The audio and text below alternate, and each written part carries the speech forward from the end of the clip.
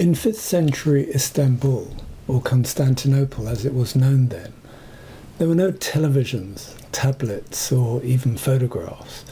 There were very few man-made images in the world. So looking at pictures, mosaics and statues in a church would be a very emotional and traumatic experience. Worshippers would kneel and kiss these objects, and they were seen as a conduit or path to Christ, Mary, or the saints. The objects you are seeing are called icons, after the Greek word for likeness, image, or portrait.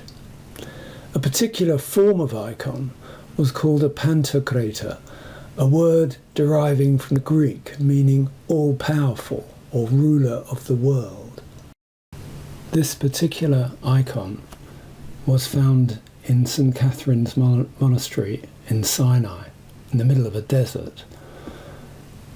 The only reason, probably, that it actually survived was because it was in such a desolate place, and it was only discovered in the 1950s. Imagine you are a 5th century worshipper in a church in Constantinople, and looking into those eyes must have been quite an experience. This is the figure of a bearded Jesus Christ.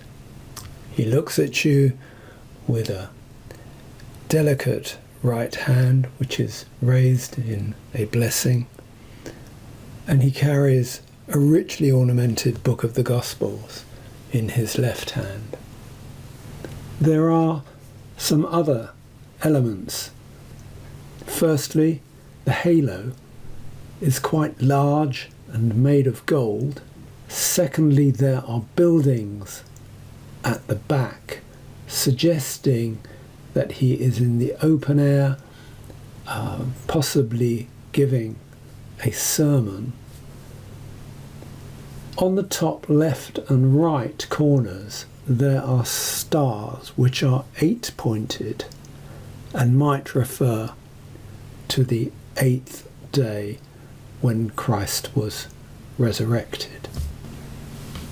And finally, I want to show that this icon does seem to be in two halves, and if we separate the face, we find that there are two people here. One young, spiritual, and the other very mature and powerful.